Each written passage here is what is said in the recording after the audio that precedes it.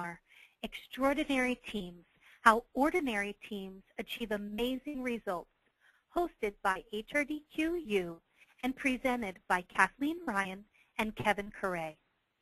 Today's webinar will last approximately an hour. Do stay tuned at the conclusion of our broadcast for an exclusive offer. Now, before we begin, note there is a chat window, and it's usually located in the upper right-hand corner of your screen. You can use this section to submit any questions that you may have, and then we'll either answer those questions as they come in, after the session by email. We will have time, though, for a live Q&A with Kathleen and Kevin as well. My name is Sarah Montgomery, and I will moderate today's webinar. I am in business development for HRDQ, a publisher of research-based training solutions that improve the performance of individuals, teams, and organizations. Our presenters today are Kathleen Ryan and Kevin Correa. Kathleen has more than 30 years of experience as an organization development professional.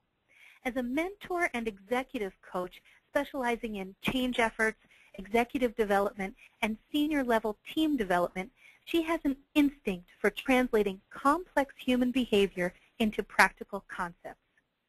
Kevin is a recognized expert in large-scale organization change efforts, strategic planning, and executive teams. He is the president of Correa Consulting, a Washington, D.C. firm that was recently awarded the Washingtonians' Great Places to Work Award.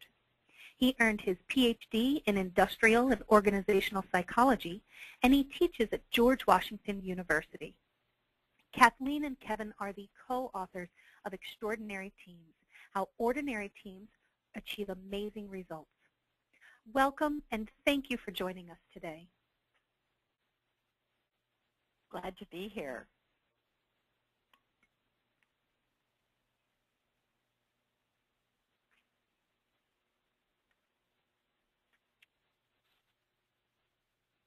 Oh, did I lose you, Kathy? Yeah, Sarah, I can hear go. you, but my maybe you can give me some technical help, Sarah. My Sure. screen is not moving, so I'm not seeing any of this. I'm just seeing the home slide. Okay. There we go. There, okay. that works? Now I feel. All right. Sorry about that, everybody. Technical difficulties here. So Kevin and I are very excited about being with everyone today, and you'll notice in terms of our objectives for this next almost hour is that we want to share with you some very specific things related to our work on extraordinary teams. The definition and the profile that we've been able to discern, including 5 differentiators that you'll become quite familiar with. We're hoping to spend at least half of our time together with you today on specific action strategies that you can use to help increase your team's capacity. And this discussion around action will have implications for the role that you play with your teams, and we'll give you an opportunity to think through that. Again, here we are. You'll see the two of us on the left. Our colleague, wonderful colleague, Jeff Bellman, who was also a part of our effort on this package with HRDQ, as my co-author on the book Extraordinary Groups. In 2005, Jeff and I got started with our work in this territory. So essentially for the last 8 or 9 years, this is primarily what I've been focusing on in addition to my consulting practice. And Jeff and I started with this curiosity about what is it about some groups that makes them so fantastic, so memorable, so compelling, while others are not. And so you can see that that pursuit required about 4 years, whereupon Kevin entered the scene. When we were in the first phase of our development for our field study for the book, Jeff and I identified and then interviewed at length over 60 people who had claimed that they had had some kind of extraordinary experience. And we found that 2/3 of those we interviewed were reflecting on a story related to a workplace situation. 17% of the people we interviewed spoke to us about virtual teams, where at least 75% of the communication took place through technology. People also spoke to us about their personal experiences in their families and the volunteer activities that sometimes occupy them. So that planted the seeds then for going on with the survey. So Kevin, I'll let you pick that up from here. Yeah, so Jeff and Kathy asked me to review the book when it was about to be published, and having been in cahoots with them for some time, particularly Jeff, it struck me that it would be a great contribution to the field to conduct broader research on the characteristics of extraordinary teams that Jeff and Kathy had observed, and to see if this, other than the sort of self-reported notion of extraordinary teams, would hold up out in the real world. And so as an industrial and organizational psychologist and as a practitioner, this was a sweet spot for me. And I offered to develop and conduct some research to see if, in fact, we could identify the extraordinariness of any particular team, on a continuum from ordinary through solid to extraordinary, where might a team fall? Another thing that really drew me to this work was that this was a very appreciative way of presenting the world. It's about extraordinary groups, not what's wrong with your group.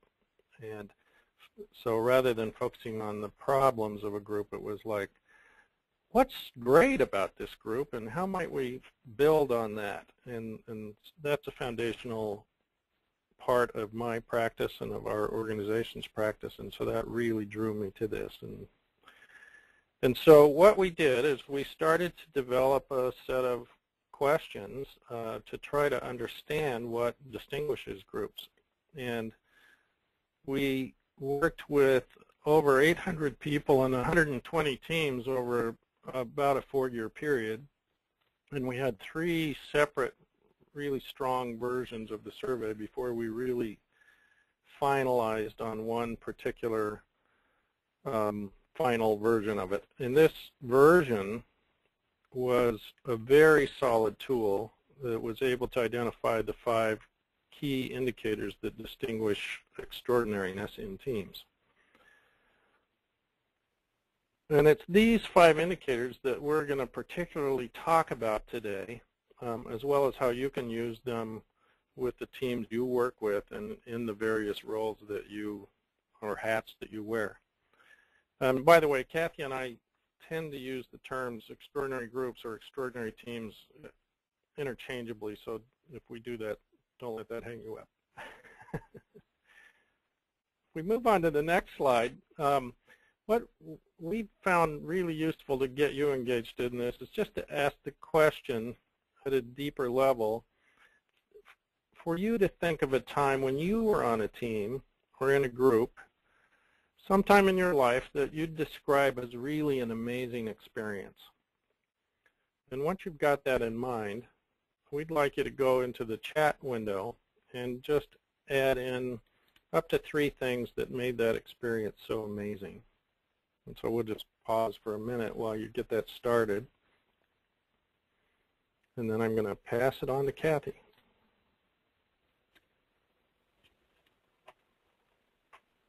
So while you're contributing your thoughts about what made your own experience so remarkable, let me share a little bit of what the patterns in this pursuit, this question, have shown up time and time and time again with, at this point, hundreds of people where we've done this very same exercise. You can see on the list that's on this slide, outstanding tangible results. There's a whole piece around people having a sense of trust, having fun together, feeling respected and valued. Certainly, shared purpose is a huge item here. People feel committed, lots of diversity of talent and background. As you look through this list, please track it to your own experience.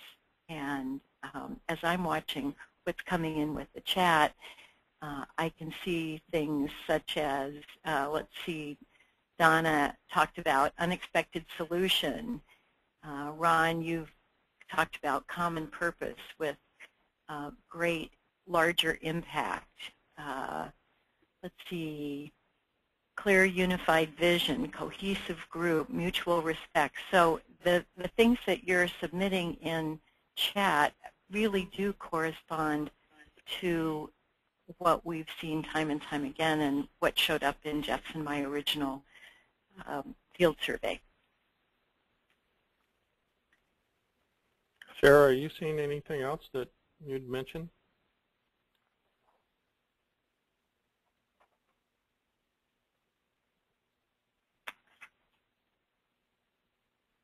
Sarah, are you there?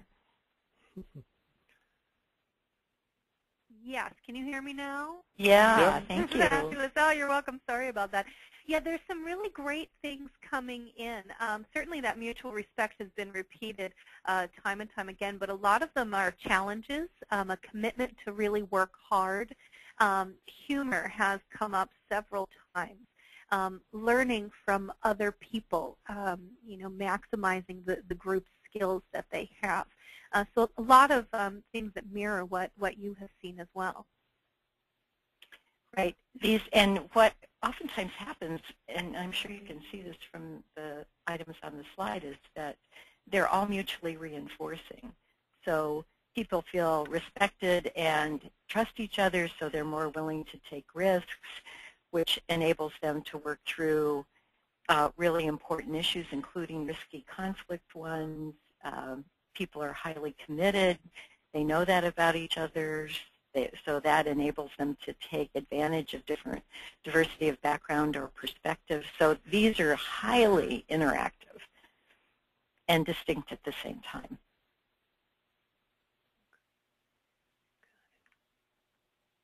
So on the next slide, that one of the things that Kathy and Jeff identified in their research was that when team members had these kinds of amazing experiences, they also reported that they themselves had been positively changed because of being on this team. We'd like you to reflect again on your experience with the team that you had in mind, and then just ask you, and tell us yes or no in the poll, were you in some large or small way positively changed because of your experience with this amazing team? And we'll report out on the result of the poll.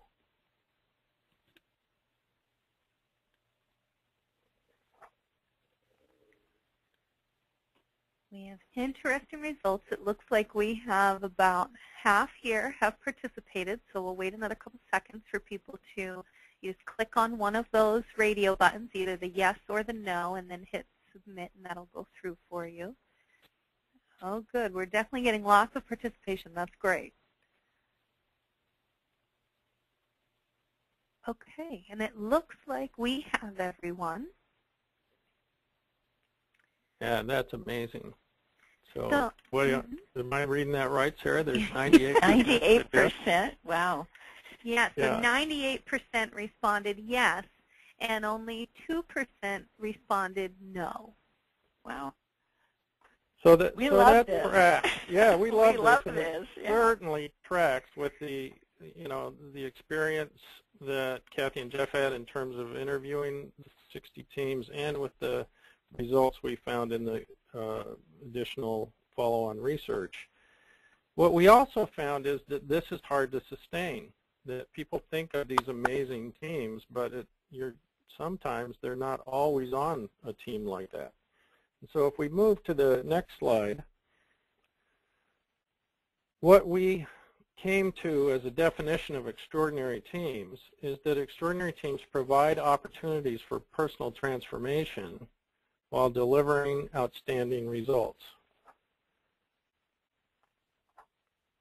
And this is the definition. And so the key items here is that what's really unique is that extraordinary teams are much more than high-performing teams. And there's a lot of work out there in research and tools about high performance.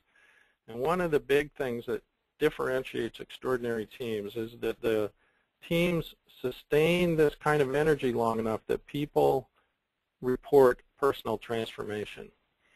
And as Sarah reported, 98% of you said you were positively changed as a result of your team experience. And for me, it seems that these are often things that you'll remember for a lifetime. They're changing of the way you are and the way you show up. And that these kinds of teams are ones that you'd like to go back to or get that kind of feeling back in an existing team if the existing team doesn't or hasn't produced that kind of result to date. So only some teams are able to maintain and sustain this kind of effect. If we move on, I want to dive in just a little bit better or deeper into personal transformation. These kinds of teams and the experience you have become part of the richer fabric of who you are as a person. And when these have happened to me, I really look back with gratitude on those experiences. And I bet that's true for many of you. Right. And Kevin, if I could jump in on this, one of the things that often people will report that just because a team is a personally transforming experience for one person doesn't necessarily mean it's personally transforming for everyone on the team. But there are patterns where in teams many people will, majority of people will report that, wow, this was really something special. On the next slide, Sarah, from the original research, these particular items that are on your screen are things that, a few of the things that show up in teams as a catalyst for personal transformation. And we'd like to, again, to create a poll here to see if your amazing team experience included one of these in particular. So if you'll select just one of these as the thing that happened most in your team, that would be great.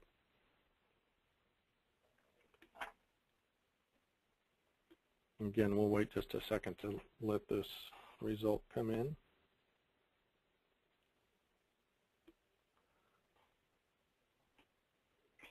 As we're waiting, you'll notice that the items that we have in the poll also are quite interconnected. That was one dimension of this work, that there are these distinct items that come up that are mutually reinforcing, which is part of the synergistic effect that happens with these teams.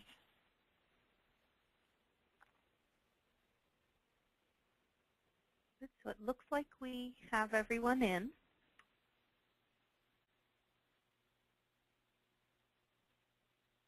And what I'm seeing is oh, there's the results right there. You can see that Nice. New and or deeper relationships is a winner, and increased sense of your own potential is a winner. And these are really critical kinds of findings. Pride in accomplishment comes in next, personal learning, and increased confidence. So moving on to the next slide, our sense is that if a strong enough catalyst is added to your team experience, or if several of these various indicators, like the ones you just talked about, or the ones that are on this slide, come up, then you're much more likely to experience personal transformation. So it's kind of an enough rule. When enough of these things come into play, there's a threshold that gets crossed and personal transformation happens. It's a kind of a magical moment, if you will. And if you're personally transformed by your team experience, then your perception of the team is often changed as well. You get a sense of it having a greater capacity, of your own self having greater capacity and more power in the team. And certainly there's more energy, there's more sense of contribution in the world. And there's a real wow about these kinds of teams. And yet, sometimes this personal transformation, even though the team has changed and your perception of it has changed, your own personal transformation may be more or less visible to others. For example, it might look like you're being more present or more accountable or a better listener or maybe even less volatile. Things that other members of the team would see and report about you if they thought about it. They might be relatively subtle, but they would in fact see it. Or, it might be more internal, like a better sense of accomplishment or power that you just hold within yourself.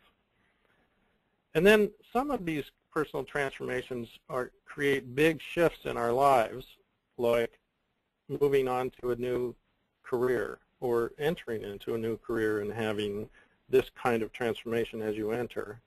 Or a smaller one, like just having greater appreciation for the differences that others bring to the team that in the past you didn't appreciate, but there was some deeper learning. Like you said, strengthened relationships was a very high level indicator in our poll. Those strengthened relationships, if they get strong enough, give you appreciation for differences that in the past you might have found annoying, and that in the future you find really important to the fabric of the team. So that's what personal transformation is all about.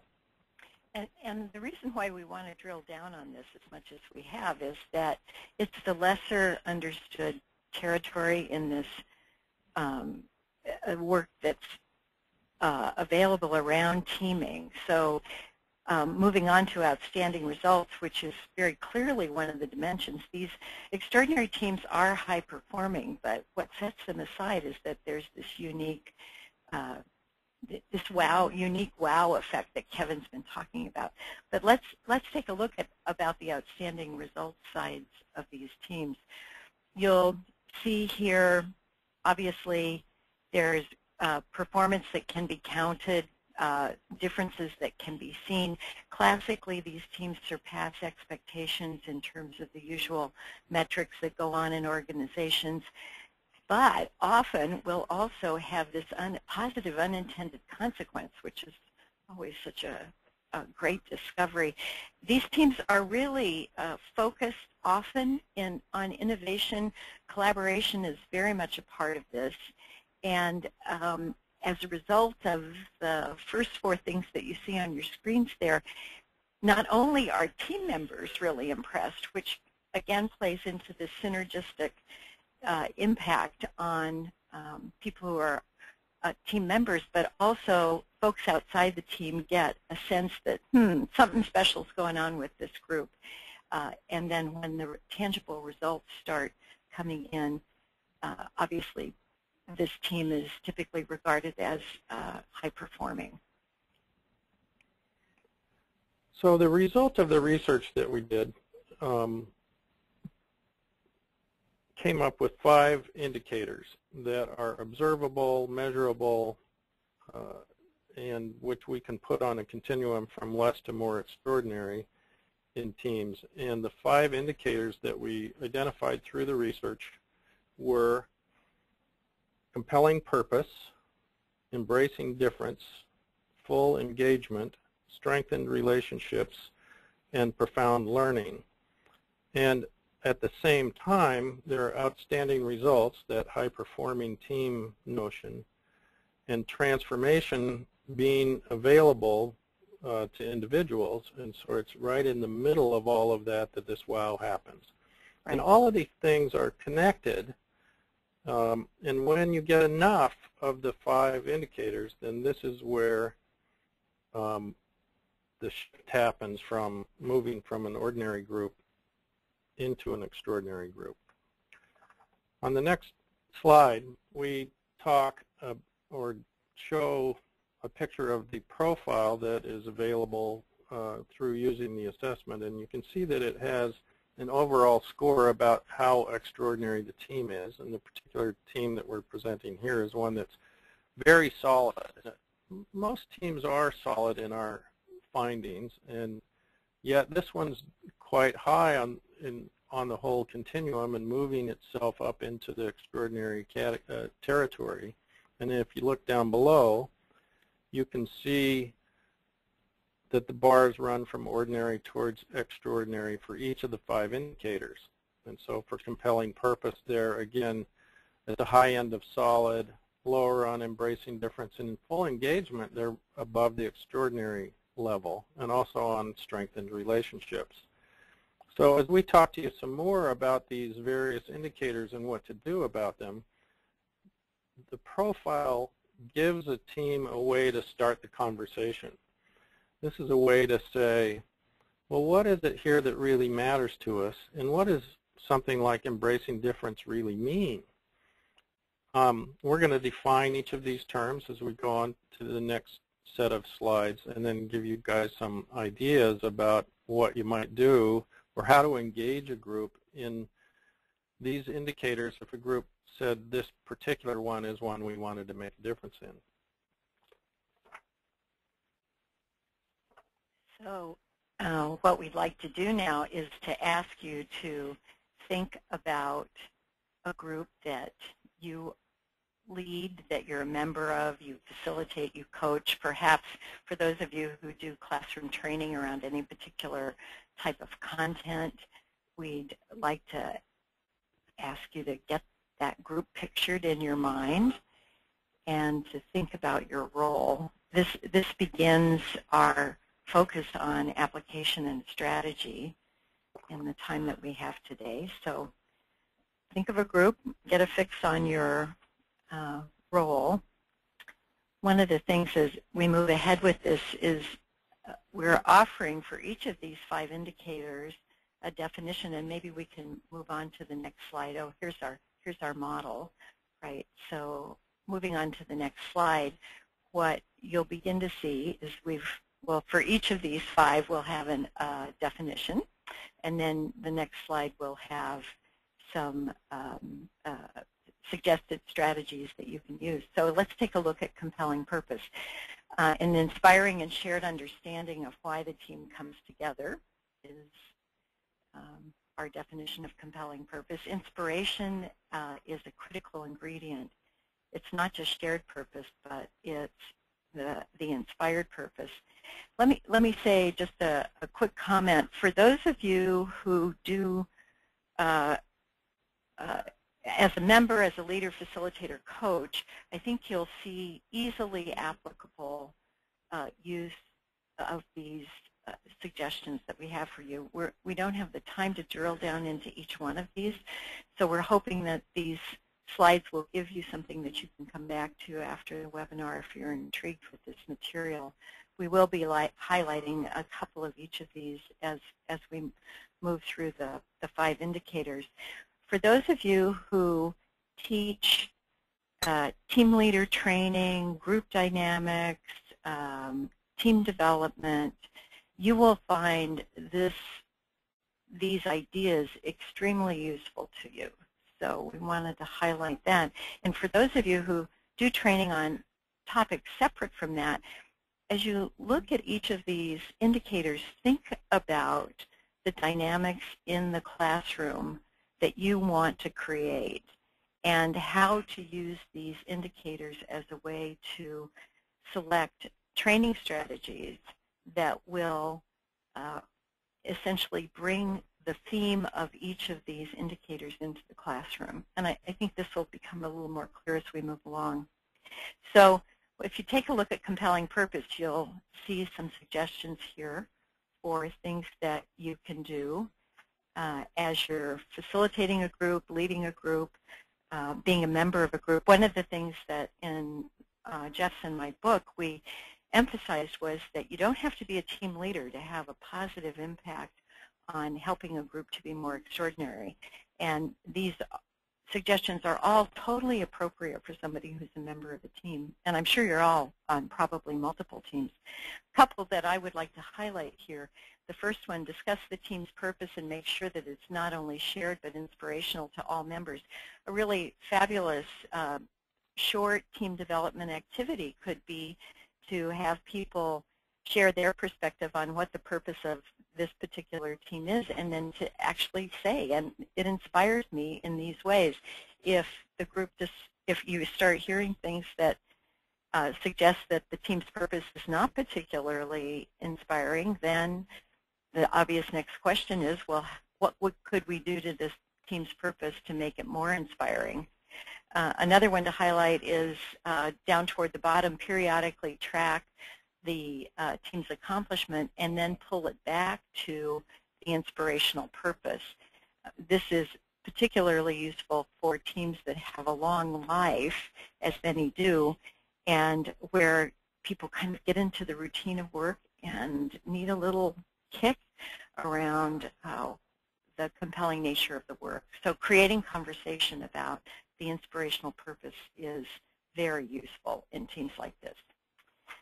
The next indicator, I'm just going to go on a roll here, is embracing difference.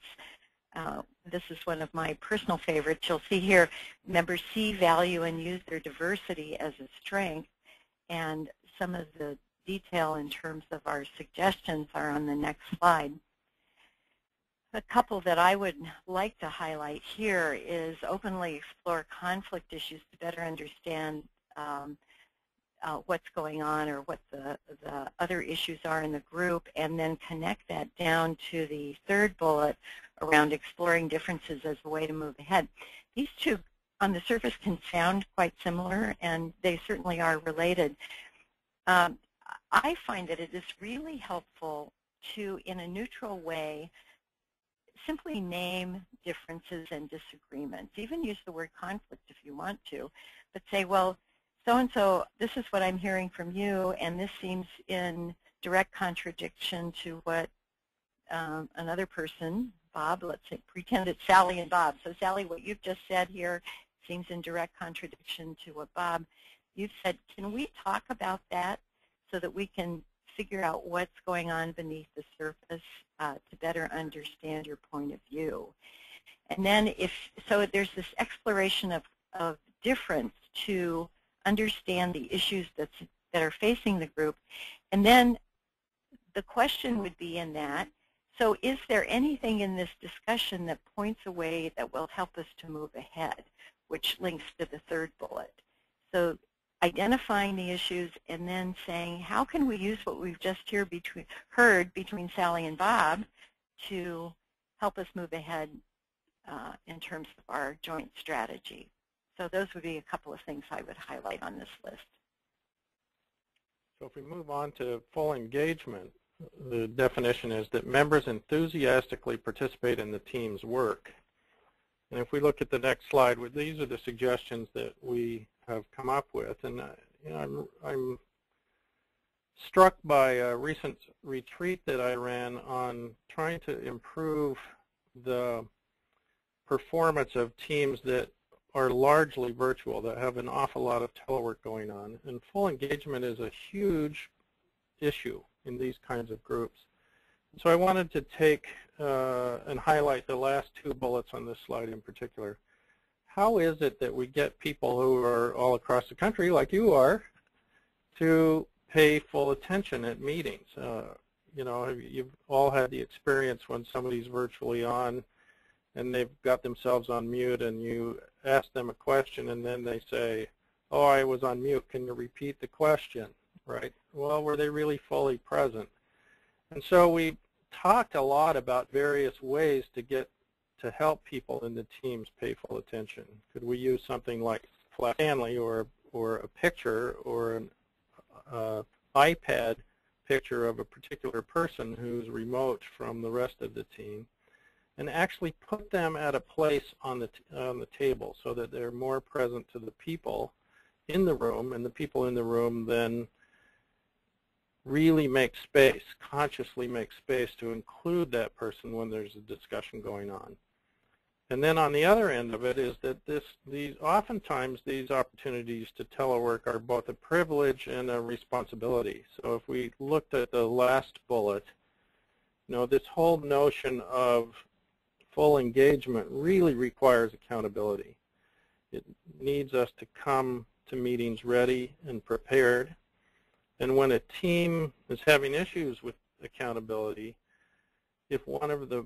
particularly if one or more members is not coming prepared, well, that influences the dynamics of the entire team. And our experience is that if those issues aren't addressed, worked with, and brought to the table, and that the team resolves them in a positive way, that the team probably won't achieve the extraordinary level, at least on full engagement. We move on. Kevin, before we move on, Kevin, let me just comment on, because so much in the chat around, what were the factors that enabled you to have such great experiences in our very first exercise. Many of you talked about fun and laughing and good humor. This is, it's in full engagement, where the spontaneity of good, constructive humor and, a bit of irreverence really lightens the load. So one of the things that I've learned to do over time is to just, from a facilitative point of view, is just to be much more tolerant of those kind of tangents, because of the positive impact it has in helping people to be fully engaged. So I just wanted to mention that before we move on. Yeah, it is okay to have fun on this team. It is okay to have fun, right? So the next slide talks about strengthened relationships. And our definition here is that members of teams that are extraordinary with regard to strengthened relationships have trust, respect, collegiality, and friendships that grow among team members. And often these friendships are lifelong friendships.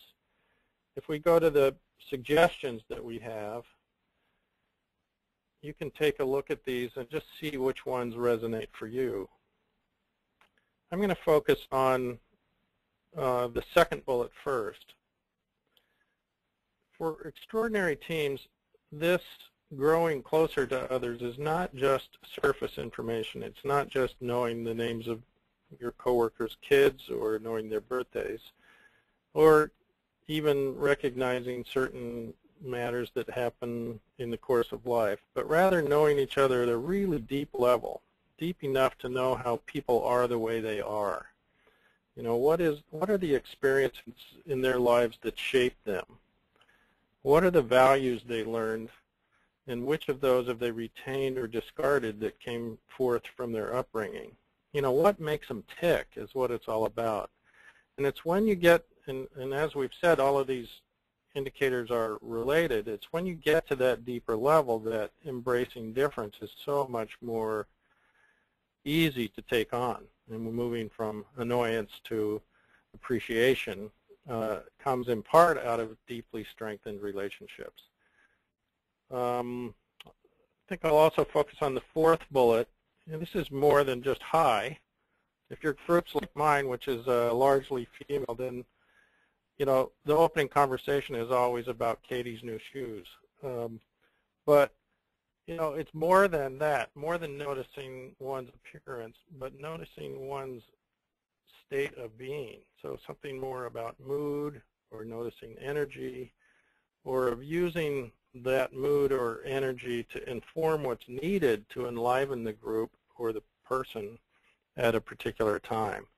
So it's really, again, this deep knowing, seeing, and then shifting behavior by way of that knowledge of each other. If I could jump in on that one, one of the things that I've noticed over time is this deeper understanding of people and what makes them tick, what's going on in their lives, happens in a gradual way. And doing a personal check-in at the beginning of every meeting doesn't have to take a lot of time, but it's a way to really begin this process. So a classic approach that I'm sure many of you are familiar with is just starting with a question and asking each person in the group to just comment quickly on that in response to that open-ended statement is a great way to bring people into the room, set aside the distractions of other commitments, and then it really begins to help with this process of getting to know each other at a deeper level. I think you can also see in the second item, Kevin, that you mentioned growing closer because you're willing to share things about what's going on in your life, this is something that any of us can do. You don't have to have a team leader for someone to initiate a conversation like this. So, one other thing I'd say is that, again, to illustrate the interconnection of these indicators, in a couple of teams I've been with, I've seen that these groups are even willing to do things like have everybody center themselves before they begin. And so imagine how that would change the nature of full engagement, and at the same time takes enough risk and understanding of each other that really personifies this notion of strengthened relationships. Well, let's move on to profound learning. This particular indicator is one of my favorites. Kathy talked about hers. This is one of mine. The definition here is that there's individual and collective learning that exceeds expectations and that reaches beyond the work of the team to members' careers and personal lives. It's these moments of profound learning, these things that you take with you as skills or of deep knowing or deep ways of interacting with the world that you got from the team that really make a difference and make a team extraordinary. On the next slide are our suggestions.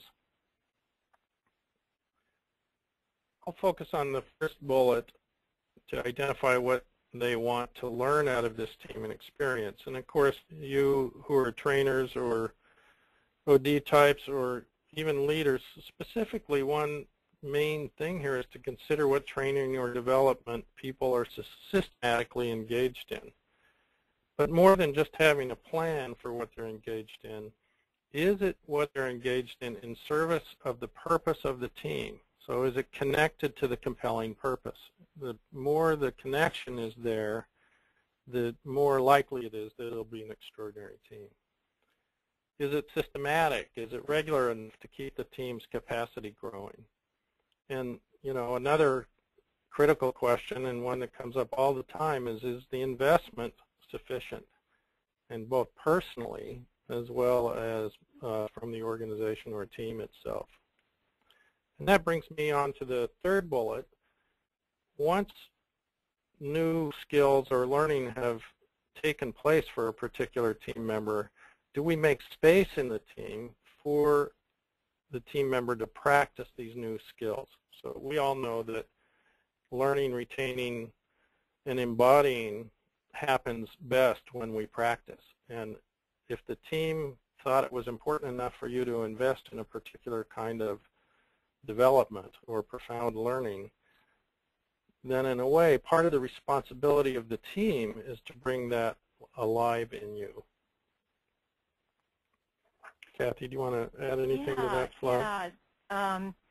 One of my favorites on this list is the simple debriefing aspects of the team's work to gather lessons learned. Again, this one is really good for teams that have where there's not so much a short-term life to the team, but an ongoing effort that people are involved in. And so to stop periodically and say, what are we learning here? Not just what are we doing, but what are we learning? And do these lessons learned give us any insight around our strategy in terms of, you know, how we're moving ahead, but also what's happening in terms of each of us and how is that affecting our development? I think as you think about these suggestions for things you can be doing, please recognize that that these don't have to be turned into a big deal, that they are the sort of thing that you can take 5 or 10 minutes in a classroom situation, in a group facilitation, to slide one of these in a way that doesn't take a group too much off task, but adds this influence. It's sort of like a melody that plays in the background in a reoccurring way here and there to just emphasize a different dimension than what we normally think of in task-driven teams. And these are the things that really shape that wow experience and emphasize the human side of teams such that the impact is for the wow experience. So as you're reviewing this material and thinking about how might you apply it, give yourself permission to think, what's a little thing I can do that won't take too much time that falls into any of these categories?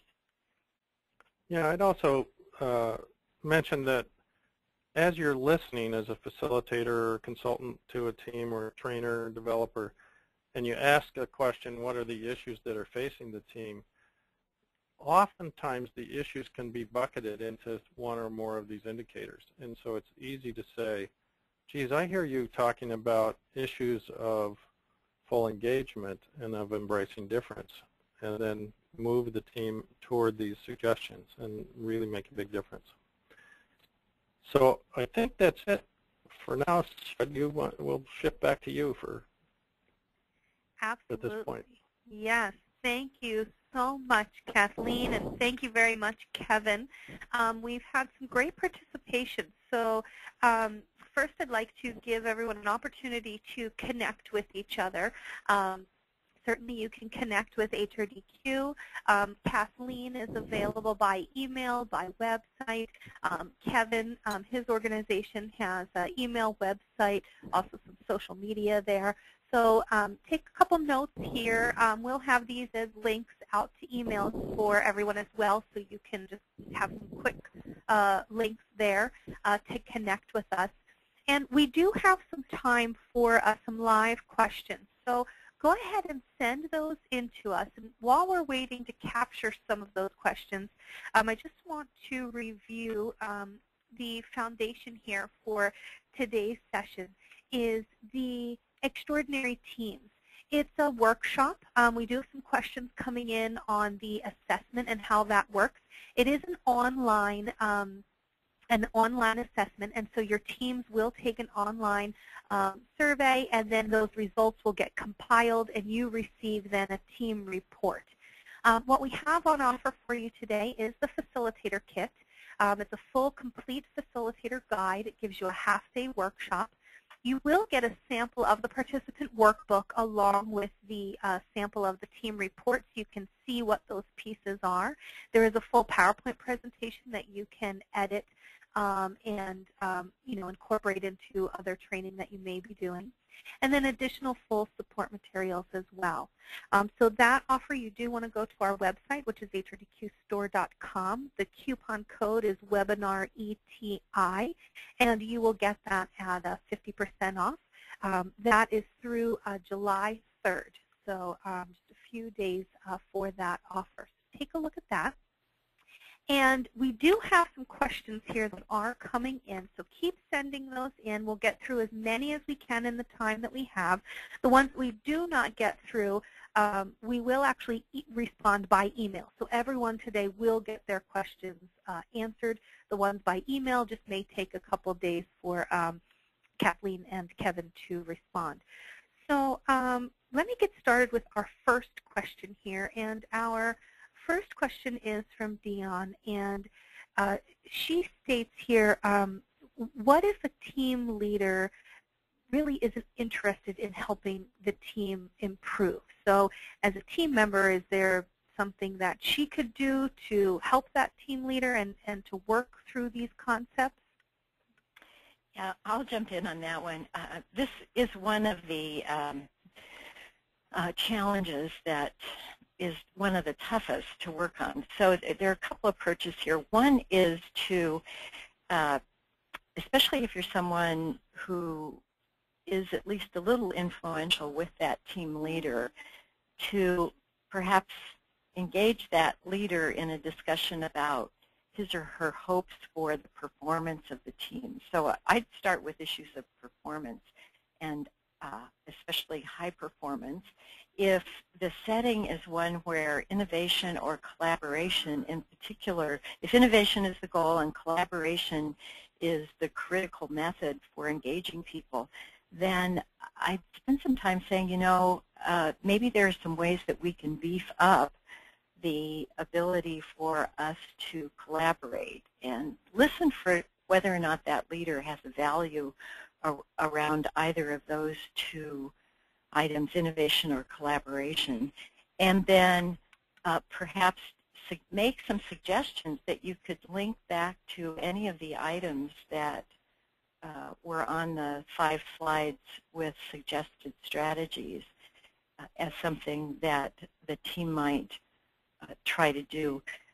If you've got a leader that is unwilling to share in leadership, is really a control-oriented leader, is someone who doesn't appreciate the value of diversity and diverse viewpoints, it's pretty tough to make any kind of movement.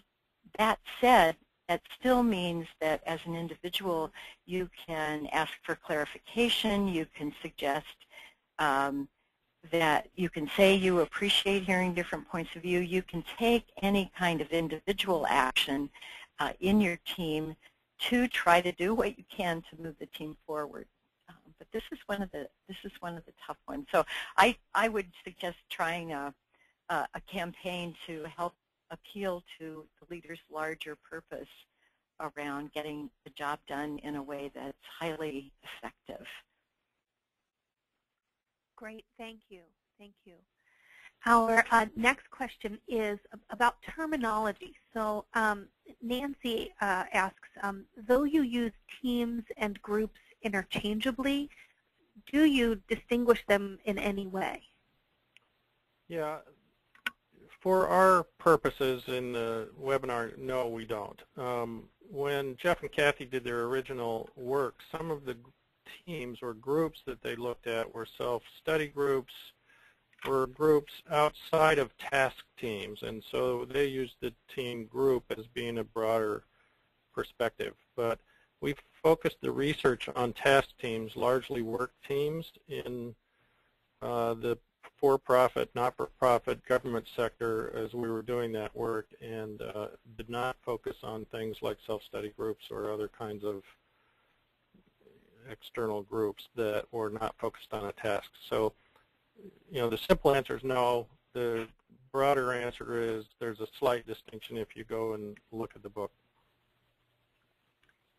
Great. I'm going to summarize a couple questions that are coming in, and hopefully this isn't too confusing for everyone, but we have several people who are asking around whether it's sort of examples maybe, or in your experience or through some of your research around culture and this concept that extraordinary teams, do you see them or are they more sustainable in different cultures, whether that could be industry, private, public sector, size of organization, age of the organization? Were there any kind of patterns that you found around this notion of being an extraordinary team and working towards that more so in one culture over another? So let me start, Kathy, and then I think you could add to this. Okay.